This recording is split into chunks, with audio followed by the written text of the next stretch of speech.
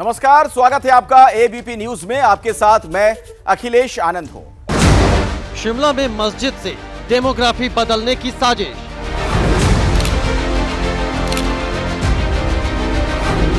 अवैध निर्माण पर बवाल, कटघरे में सरकार और सवाल।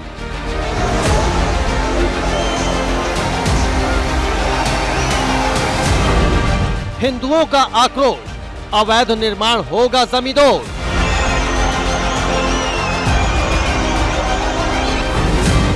देश विरोधी इल्हान, राहुल गांधी पर फिर घमासान।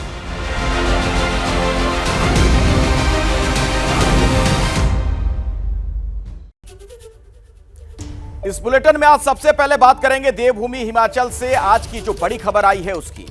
एक मस्जिद को लेकर कैसे शिमला में बवाल हो रहा है, लोगों का गुस्सा फूट रहा है, हंगामा, लाठीचार्ज और सियासत भी खूब। आखिर क्यों, वजह क्या है, आज आपको बताएंगे। बात विदेश में बैठे राहुल गांधी की भी होगी। अमेरिका में भारत विरोधी सांसद से मिलकर राहुल ने देश की सियासत में एक नया बखेड़ा ही खड़ा कर दिया। अब बीजेपी पूछ रही है क्या राहुल गांधी देश के विरोधियों के साथ हैं। दोनों ही खबरों की विस्तार से पड़ताल के लिए हमारे साथ जो सहयोगी हमारे जुड़ रहे हैं, आपको बता दूं सचिन कुमार शिमला से हमारे साथ मौजूद हैं, उनके पास मैं आपको लिए चलूंगा। जैनेन्द्र कुमार भी दिल्ली से हमारे साथ जुड़ चुके हैं, उनके पास भी हम चलेंगे, विस्तार से खबरें जानेंगे। लेकिन अभी की बड़ी खबर सबसे पहले, हिमाचल के शिमला में संजौली मस्जिद पर बवाल। संजौली मस्जिद को लेकर हिंदू संगठनों का आज प्रदर्शन हुआ है।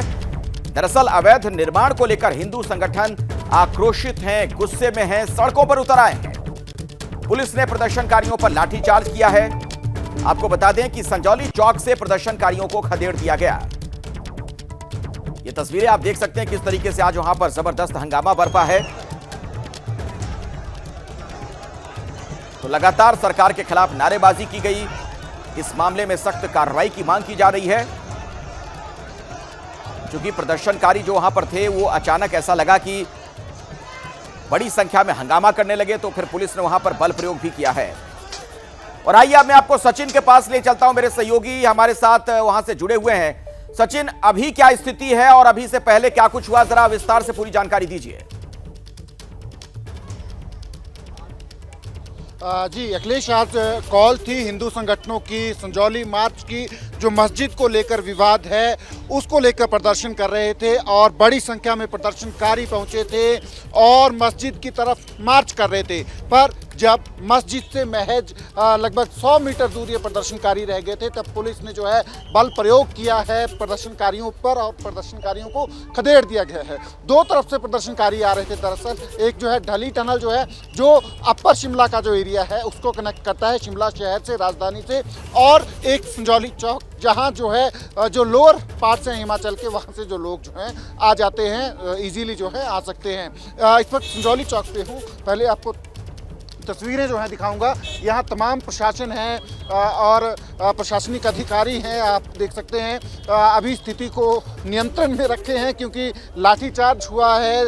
3 बार लाठीचार्ज करना पड़ा है प्रदर्शनकारियों के ऊपर पुलिस को, पर अब स्थिति नियंत्रण में है क्योंकि तमाम प्रदर्शनकारियों को खदेड़ दिया गया है। बता दें कि प्रशासन की तरफ से ये कोशिश की गई है कि मस्जिद तक तमाम जो प्रदर्शनकारी हैं वो ना पहुंचे। तमाम प्रशासनिक अधिकारी भी हैं यहाँ, उनसे भी बात करने की कोशिश करेंगे हम। शिमला के ये डिप्टी कमिश्नर हैं, एसपी, तमाम जो हैं अधिकारी यहाँ पे मौजूद हैं, स्थिति को देख रहे हैं। फिलहाल प्रदर्शनकारियों को खदेड़ दिया गया है। 2 तरफ से प्रदर्शनकारी आए थे, दोनों तरफ जो है पुलिस को बल प्रयोग करना पड़ा है और प्रदर्शनकारियों को खदेड़ दिया गया है। पर अब समस्या ये है कि अगर प्रदर्शनकारी रीग्रुप होते हैं, दोबारा ऑर्गेनाइज होते हैं, तो पुलिस के लिए दोबारा जो है समस्या हो सकती है।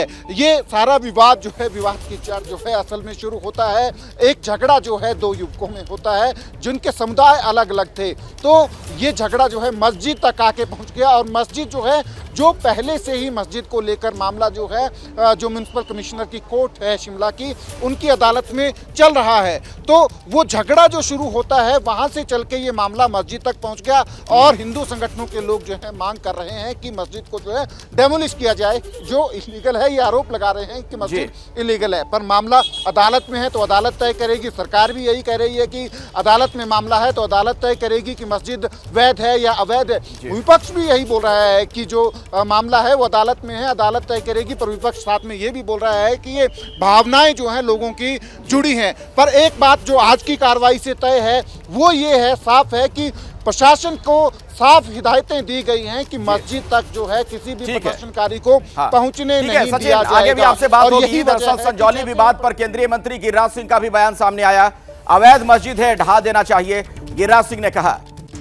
अवैध मदरसों को भी ढहा देना चाहिए।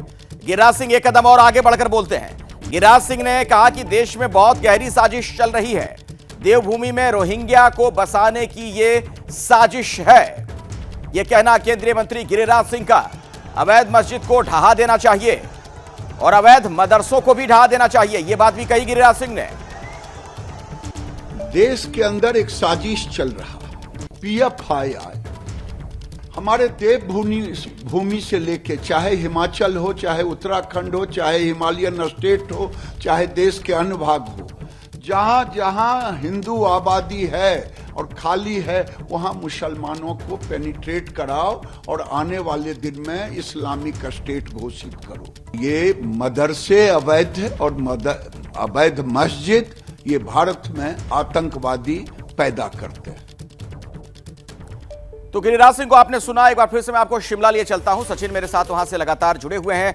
सचिन, ये तस्वीरें तो हम दर्शकों को दिखाई रहे हैं किस तरीके से आज हल्ला हंगामा सड़कों पर हुआ है, प्रदर्शन हुआ है, लेकिन इस पूरे मामले का एक दूसरा पहलू ये है कि जमकर राजनीति भी हो रही है। खासतौर पर देखिए अभी जो गिरिराज सिंह का बयान था वो किस लाइन पर बात को ले जा रहे हैं, इसका बहुत सहज अंदाजा लगाया जा सकता है।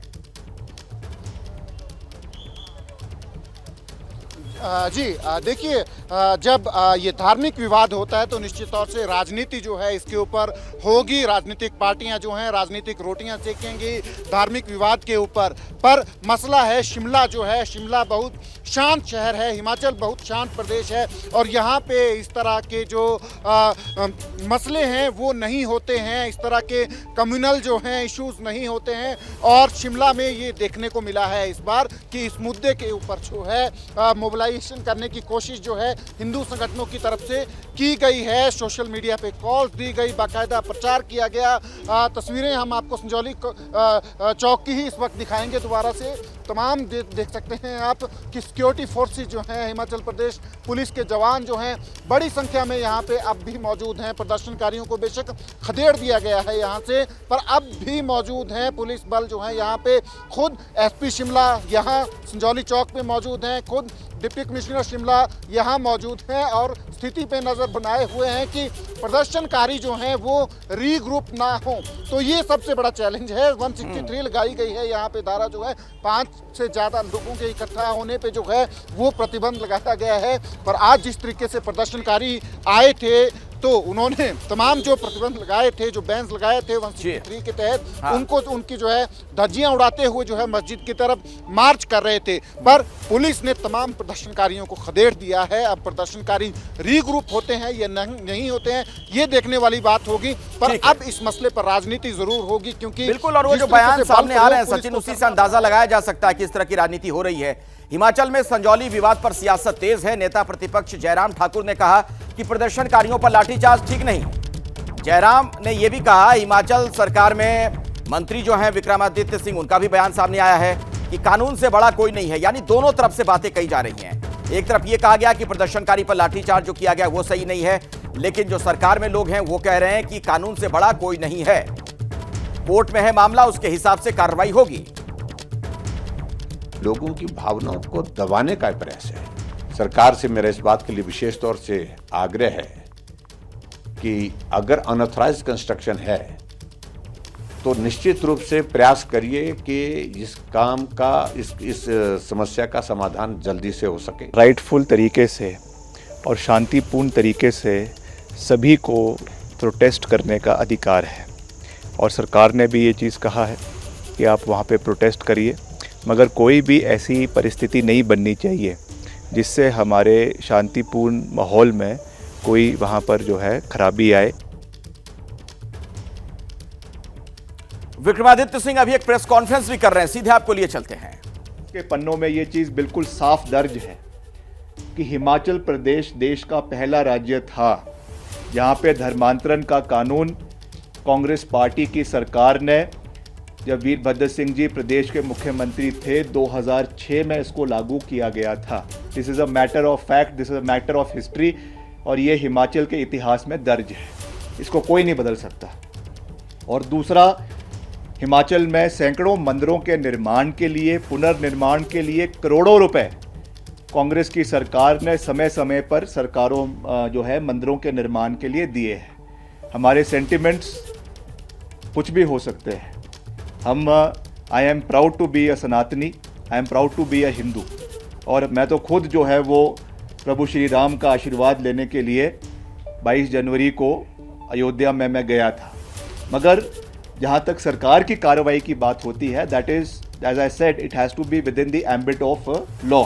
कानून की अपनी एक प्रक्रिया है, और मैंने पहले भी इस बात को कहा कि Himachal Pradesh is not a banana republic, जहाँ पर सेंटिमेंट्स पे ही सरकार कार्य कर ले, ऐसा नहीं हो सकता है। We have to follow certain procedures, we have to follow the constitution, और जैसा मैंने विधानसभा में भी कहा, in this present case we have to follow the ambit of the municipal act, जो इस पर्टिकुलर केस में लागू है। जो उसका दूसरा, आपने सुना विक्रमादित्य सिंह जो बातें कह रहे थे। उन्होंने कहा कि हिमाचल प्रदेश कोई बनाना रिपब्लिक नहीं है, अगर इस तरह की कोई घटना होगी तो कार्रवाई की जाएगी। सचिन हमारे साथ लगातार जुड़े हुए हैं, आप देख सकते हैं शिमला में मौजूद हैं सचिन। विक्रमादित्य सिंह जो बातें कह रहे हैं उससे एक बात साफ है कि दरअसल जिस तरीके के हमले किए जा रहे हैं सरकार पर, या सांप्रदायिक ध्रुवीकरण का जो प्रयास नजर आ रहा है, ये उसका एक तरह से जवाब है, क्योंकि उन्होंने ये भी कहा कि मैं भी सनातनी हूं, मैं तो राम जी के दर्शन करने गया था, राम मंदिर होकर आया हूं। जी देखिए, ये बात तो तय है कि ध्रुवीकरण की जो बात है, राजनीति की जो बात है, वो तो धार्मिक मुद्दे होते हैं। राजनीतिक पार्टियां जो है धार्मिक मुद्दों पे राजनीति करती हैं, और इससे बढ़िया मौका जो है राजनीतिक पार्टियों के पास नहीं हो सकता है जब ऐसे मुद्दे जो हैं सामने आते हैं। पर सवाल है कि कार्रवाई हो तो कैसे हो। जो बात जो है सरकार कर रही है या विपक्ष भी कर रहा है कि with in the ambit of law जो है कुछ भी होगा वो with in the ambit of law होगा, कानून के तहत होगा।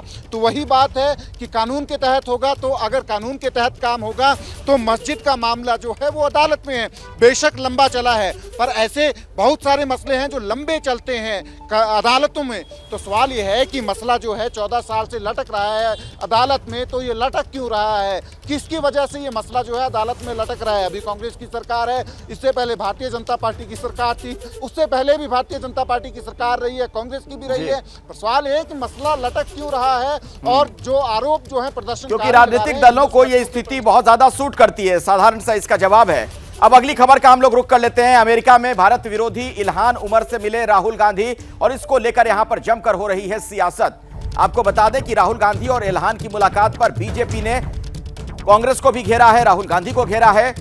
इल्हान उमर ने पीओके को पाकिस्तान का हिस्सा कहा था। बीजेपी ने पूछा कि क्या राहुल देश विरोधी ताकतों के साथ हैं। ये वो तस्वीर जिसके आधार पर राहुल गांधी पर यह हमला किया जा रहा है, जिसमें इल्हान दिख रही हैं राहुल गांधी के साथ। इल्हान उमर ने पीओके को लेकर जो बयान दिया था और तमाम बातें और भी जो कही गई थी, प्रधानमंत्री मोदी का भी जब वहां पर दौरा था उस दौरान विरोध किया गया था, इसको लेकर कई गंभीर सवाल खड़े किए जा रहे हैं। मेरे साथ जैनेंद्र भी मौजूद है। जैनेंद्र, कांग्रेस कैसे इस पर रिएक्ट कर रही है, किस तरह की प्रतिक्रियाएं मिल रही हैं? देखिए, कांग्रेस गोलमोल बातें कर रही है, क्योंकि कांग्रेस को भी पता है कि इल्हान उमर की प्रोफाइल क्या है और वो किस तरीके से उनका जो स्टैंड रहता है वो भारत विरोधी रहता है। दरअसल राहुल गांधी ने कल वॉशिंगटन डीसी में करीब 10 कांग्रेस मैन और वुमेन यानी अमेरिकी सांसदों से मुलाकात की थी, और उसमें ये विवादित सांसद इल्हान उमर जो है वो भी थी। और इसके बाद बीजेपी सवाल उठा रही है, राहुल गांधी को घेर रही है। कांग्रेस जवाब में कह रही है कि सरकार बीजेपी की है, अगर बीजेपी को लगता है तो वो अमेरिकी जो राजदूत हैं उन्हें तलब करे और एक्शन ले, ना कि बयानबाजी करे। तो कांग्रेस जो है वो सीधा जवाब नहीं दे रही है, बल्कि घुमा फिरा करके जवाब से बचने की कोशिश कर रही है। इल्हान उमर, जाहिर सी बात है, हालांकि जो गेस्ट लिस्ट थी वो तय राहुल गांधी ने तो नहीं किया होगा, वो सैम पित्रोदा ने तय किया होगा, जो ओवरसीज कांग्रेस के प्रमुख है। लेकिन जाहिर सी बात है कि सैम पित्रोदा ने जो गेस्ट लिस्ट तय किया, राहुल गांधी जिन सांसदों से मिले उसमें एक ऐसी सांसद थी जिनका रुख स्पष्ट तौर पर भारत के हितों के खिलाफ रहता है। और जाहिर सी बात है, ऐसे में सवाल तो उठेंगे ही, और सवाल पूछे जा रहे हैं, कांग्रेस के पास सीधा जवाब नहीं है। तो कांग्रेस के पास फिलहाल सीधा जवाब इसका नजर नहीं आ रहा है। अमेरिका में बयानबाजी पर बीजेपी ने राहुल को घेरा है। अमित शाह ने कह दिया कि देश विरोधी बातें करना आदत है राहुल की। कांग्रेस देश तोड़ने वाली ताकतों के साथ है। ये बड़ा हमला गृह मंत्री की तरफ से किया गया है। रक्षा मंत्री राजनाथ सिंह ने भी कहा कि राहुल झूठ की दुकान खोल बैठे हैं। एकनाथ शिंदे ने राहुल के विचारों को ही घटिया बता दिया। तो आप देख रहे हैं, चाहे बीजेपी हो या फिर सहयोगी दल हो बीजेपी के, चारों तरफ से इस मामले को लेकर हमला किया जा रहा है, कांग्रेस पर भी और राहुल गांधी पर भी। क्या जैनेंद्र ये माना जा सकता है, ये जो तस्वीर सामने आई है और जिस तरीके से अब घेरा जा रहा है राहुल गांधी को, इस मामले में बैकफुट पर है कांग्रेस? निश्चित तौर पर अखिलेश, निश्चित तौर पर इल्हान, देखिए हालांकि इल्हान उमर को देश की आवाम नहीं जानती है। इस मुलाकात का बहुत ज्यादा राजनीतिक असर नहीं पड़ेगा, कोई बहुत ज्यादा कांग्रेस को राजनीतिक नुकसान नहीं होने जा रहा है। लेकिन जाहिर सी बात है कि कम से कम जो लोग इस स्तर पर हैं उन्हें तो पता है इल्हान उमर कौन है, और उससे अगर नेता विपक्ष राहुल गांधी मिल रहे हैं तो सवाल तो पूछे जाएंगे ही। और इसीलिए कांग्रेस ने, आप गौर करेंगे तो कांग्रेस ने इस सवाल का सीधा जवाब नहीं दिया है कि इल्हान उमर से राहुल गांधी ने क्यों मुलाकात की। वो घुमा फिरा कर कह रहे हैं कि भारत सरकार को अगर आपत्ति है तो भारत सरकार एम्बेसडर को तलब करे, कार्रवाई करे। लेकिन इल्हान उमर से राहुल गांधी की मुलाकात को लेकर कोई स्पष्ट सफाई कांग्रेस की तरफ से बिल्कुल नहीं आई अखिलेश। ये जो मुलाकात हुई उस पर कई सवाल हैं, आगे भी हम आपसे बातचीत करेंगे। राहुल गांधी के सिखों पर दिए बयान को लेकर भी कुछ सवाल खड़े हो रहे हैं। दिल्ली बीजेपी के सिख यूनिट ने राहुल गांधी के घर के बाहर प्रदर्शन किया है। तो राहुल गांधी का ये जो दौरा था अमेरिका का, उस दौरान कई कार्यक्रमों में उन्होंने हिस्सा लिया। जो बयान उन्होंने दिए उसको लेकर आप देखिए देश में कैसे बवाल की स्थिति है। चर्चा बहुत ज्यादा हो रही है उनके हर एक बयान को लेकर। ये तस्वीरें आप देखिए किस तरीके से राहुल गांधी के बयान को लेकर दिल्ली बीजेपी के सिख यूनिट ने राहुल गांधी के घर के बाहर प्रदर्शन किया है।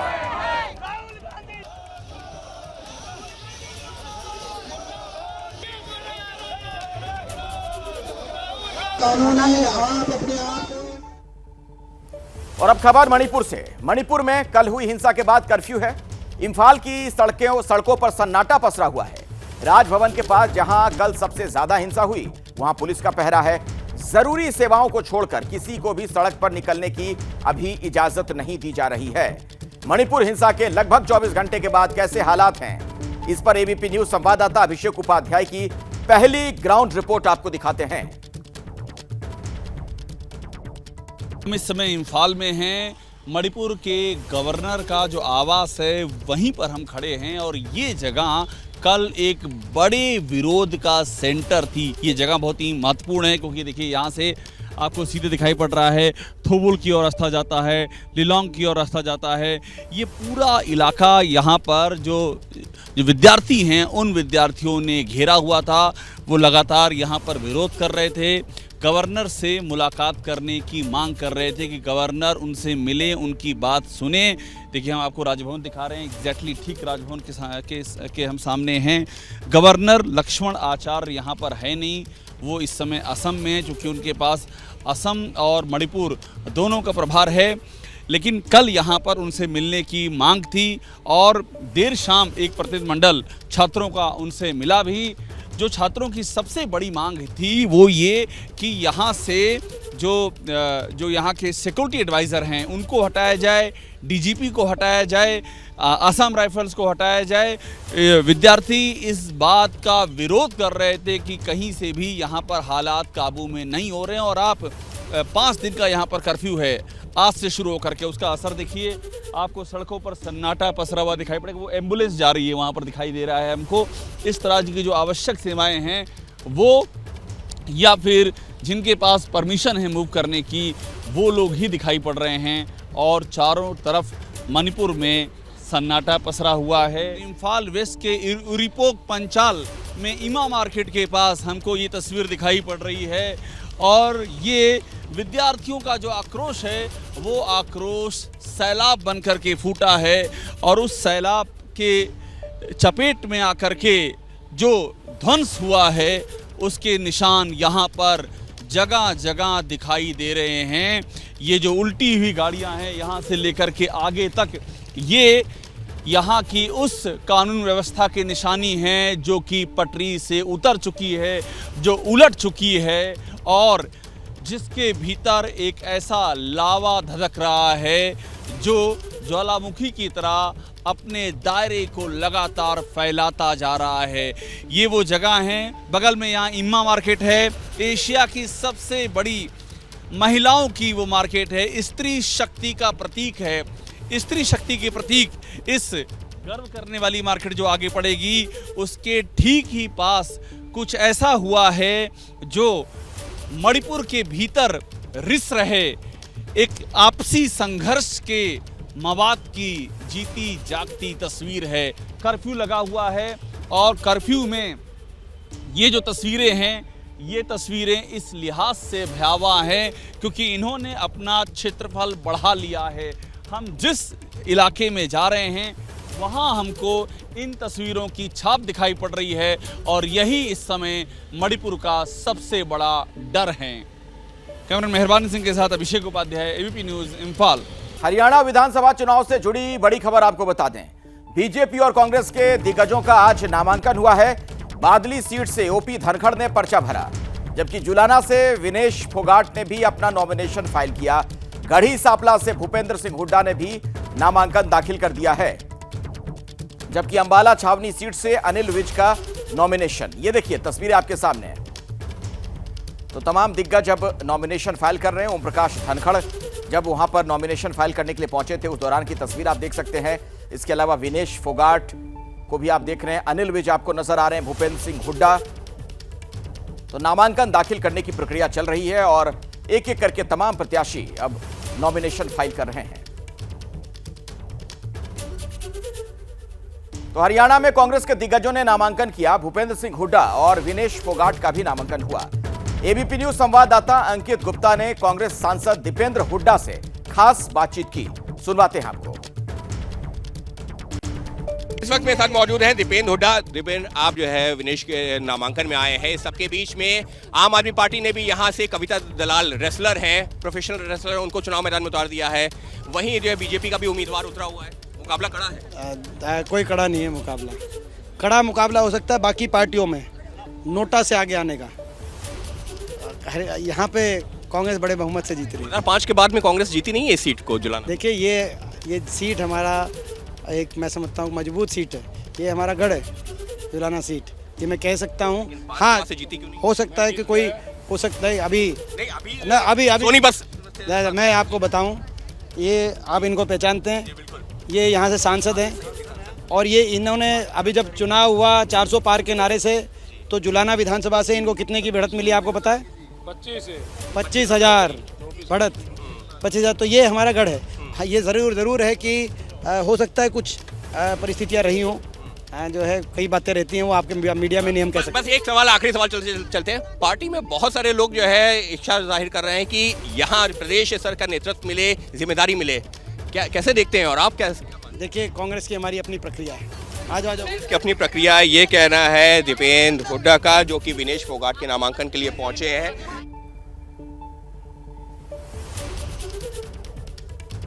हरियाणा की जुलाना सीट से कांग्रेस उम्मीदवार विनेश फोगाट ने भी नामांकन दाखिल किया।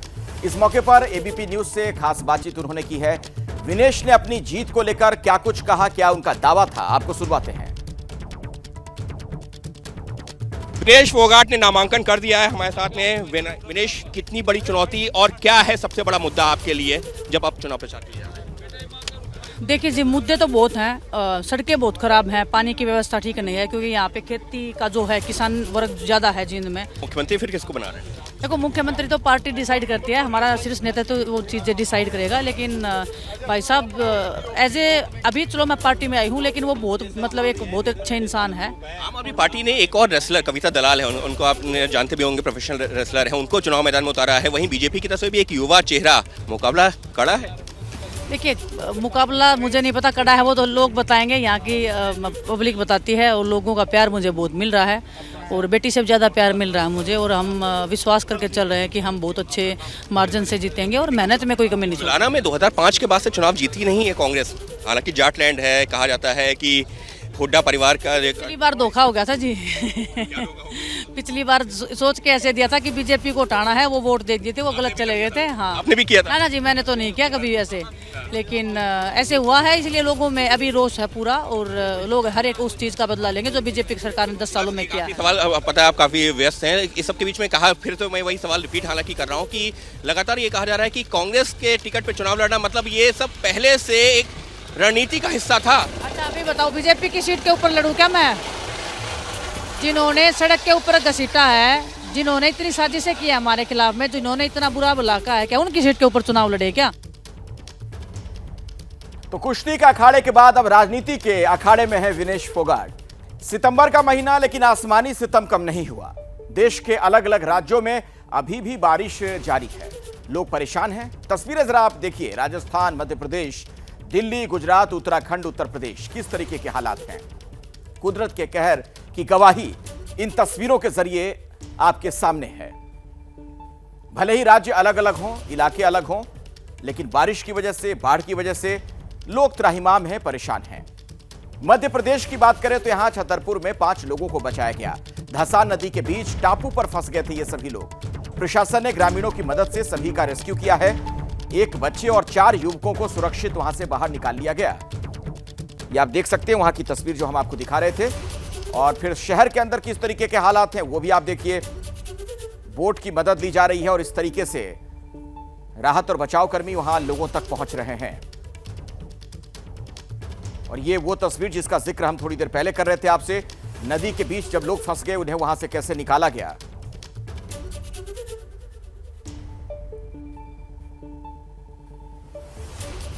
मध्य प्रदेश की धार्मिक नगरी है उज्जैन। यहां भी बारिश का साइड इफेक्ट देखने को मिल रहा है। यहां मोक्षदायिनी शिप्रा नदी उफान पर है। नदी का पानी पुल तक पहुंच चुका है, फिर भी कुछ लोग जान जोखिम में डालकर इसे पार करने का प्रयत्न कर रहे हैं। वहीं सड़कों पर भी जलभराव देखने को मिल रहा है। यह आप देख रहे हैं यहां पर शिप्रा का जलस्तर किस कदर बढ़ चुका है। सीधे मैं आपको उज्जैन लिए चलता हूं। मेरे सहयोगी विक्रम वहां से हमारे साथ इस वक्त मौजूद हैं। विक्रम, क्या अपडेट है उज्जैन से? क्या हालात वहां पर, आप क्या कुछ देख पा रहे हैं? देखिए, आज सुबह से ही लगातार बारिश हो रही है और शिप्रा के तट पर मैं हूं। देखिए आप, कितनी जोरदार बारिश हो रही है और जो शिप्रा नदी का जो पुल है वो पूरी तरीके से जलमग्न हो गया है। यहाँ पर पुलिस को तैनात कर दिया गया है, बैरिकेडिंग कर दी गई है और ये जो शिप्रा नदी पूरी तरीके से लबालब हो गई है। बारिश थमने का नाम नहीं ले रही है, पूरे गरज बरस के साथ बादल बरस रहे हैं। और आप देखिए, जो घाट है, जो प्रसिद्ध घाट है उज्जैन के, जहाँ पर देश भर के श्रद्धालु यहाँ पर आते हैं, पूजा अर्चना करने के लिए आते हैं, तर्पण करने के लिए आते हैं, लेकिन पूरी तरीके से सन्नाटा है घाटों पर। कहीं पर कोई आवाजाही नहीं है। पुलिस प्रशासन यहाँ पर मुस्तैद है, एसडीआरएफ की टीम तैनात कर दी गई है। और निश्चित रूप से जो ये बारिश है, ये उज्जैन में फिलहाल आफत की बारिश हो गई है और इस बारिश को देखते हुए पूरी तरीके से जो जनजीवन अस्त व्यस्त हुआ, उसको मद्देनजर रखते हुए यहाँ पर जिला प्रशासन पूरी तरीके से अलर्ट है। और ये जो शिप्रा नदी का पुल है, इस पर देखिए आप, कोई भी अगर जाता है, देखिए कोई व्यक्ति यहाँ से जा रहा है, इसको जो पुलिसकर्मी यहाँ पर तैनात है वो पूरी तरीके से उसको हटाने की कोशिश कर रहा है। क्योंकि मध्य प्रदेश में तस्वीरें इस लिहाज से हैरान करती हैं कि लोग जानते हैं कि खतरा है, इसके बावजूद जान जोखिम में डालते हैं। उधर राजस्थान के सिरोही से भी झकझोरने वाली तस्वीरें सामने आई। सिरोही में अपनी जान जोखिम में डालकर बाइक सवार 2 युवक नदी पार करने का प्रयास कर रहे थे, लेकिन पानी की तेज रफ्तार उन्हें अपने साथ बहा ले गई। तस्वीर देखिए आप।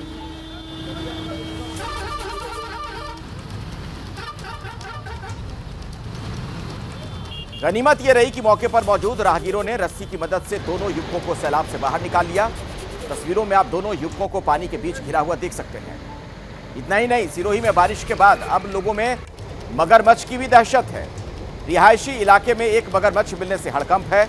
लोगों ने वन विभाग को इसकी जानकारी दी, जिसके बाद इस मगरमच्छ को वहां से हटाया गया। आपको यह बता दें कि लगातार बारिश से सिरोही में जनजीवन पूरी तरीके से अस्त व्यस्त।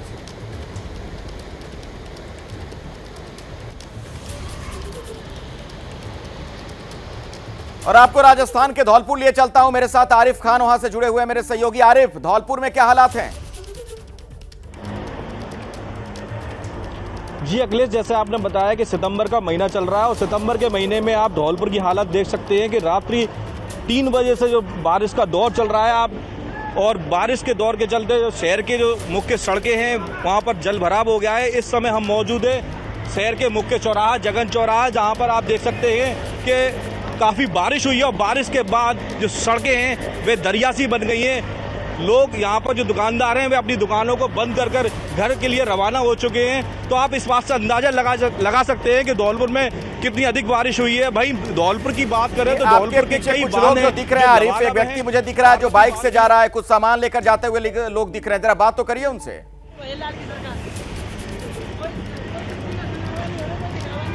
भैया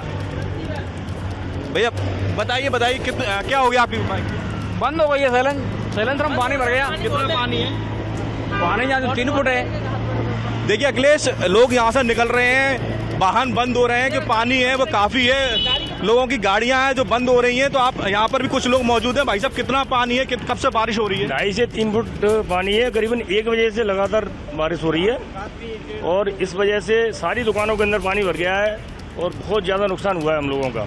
भैया आप भी बताइए कि कब से बारिश हो रही है, कितनी बारिश से पानी पड़ रहा है वो आप देखो बिल्कुल भी बंद नहीं हो पा रहा और जितना पानी हो रहा है सब दुकानें बंद है। इतना नुकसान हो रहा है दुकानदारी वगैरह का जिसका कोई बहुत बड़ा नुकसान लोगों को हुआ है। आरिफ, वो इस बात के बारे में जानकारी दे भी रहे थे। उधर एमपी के मुरैना में भी एक महिला सैलाब में बहते बहते बची है। ये घटना अहरोली इलाके की है, जहां पर सड़क पर बहते पानी को पार करने का प्रयास किया इस महिला ने और फिर उसकी चपेट में आ गई। आप देखिए पानी की रफ्तार के बीच महिला कैसे जद्दोजहद कर रही है। पुलिस लगेगी। हालांकि राहत की बात यह रही कि मौके पर मौजूद कुछ युवकों ने महिला को पानी में बहने से बचा लिया। प्रशासन की लाख चेतावनी के बाद भी लोग अपनी जान जोखिम में डालने से बाज नहीं आ रहे। डिंडोरी से भी लोगों की सैलाब से खिलवाड़ की तस्वीरें सामने आई हैं। बाढ़ में डूबे पुल को बाइक सवार पार करता दिखा। पुल पर से नदी का पानी रफ्तार के साथ बह रहा है। ये आप देख रहे हैं एक जीप वाला भी वहां पर क्रॉस करता दिखा। तो बिल्कुल भी सैलाब का खौफ नहीं, थोड़ी सी चूक हुई नहीं, कोई बड़ा हादसा हो सकता है, लोगों की जान जा सकती है, लेकिन लोग इसकी परवाह नहीं करते।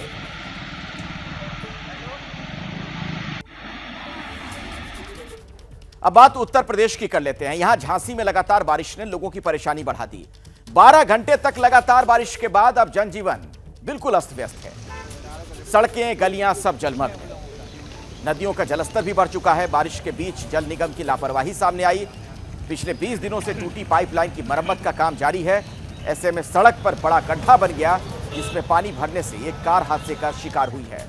ये जो दूसरी तस्वीर आप स्क्रीन पर देख रहे हैं ऊपर की तरफ, इस हादसे का सीसीटीवी फुटेज भी सामने आ चुका है। तेज रफ्तार कार पानी से भरे गड्ढे में जा गिरी। जिले के मौरी रानीपुर इलाके में सुखनई नदी उफान पर है।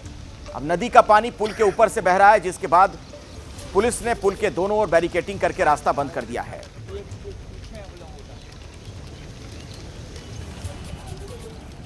तो किस तरीके के हालात बने हुए हैं ये तस्वीरें जरा आप देख सकते हैं।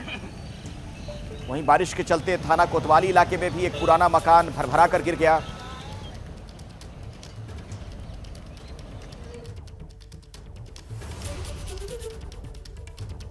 और अब उत्तराखंड के रुद्रप्रयाग आपको लिए चलते हैं, जहां पर लैंडस्लाइड की घटना सामने आई है। केदारनाथ पैदल मार्ग पर गिरे बड़े बड़े पत्थर, सड़क और 2 दुकानों को भी नुकसान पहुंचा है। लगातार केदार घाटी में बारिश हो रही है, तो जिस रास्ते का इस्तेमाल पैदल यात्री करते हैं वो क्षतिग्रस्त हो गया है। देखिए किस तरीके के हालात हैं। सड़क पर दरार पड़ गई है, बड़े बड़े पत्थर उधर गिर गए हैं। अभी 5:30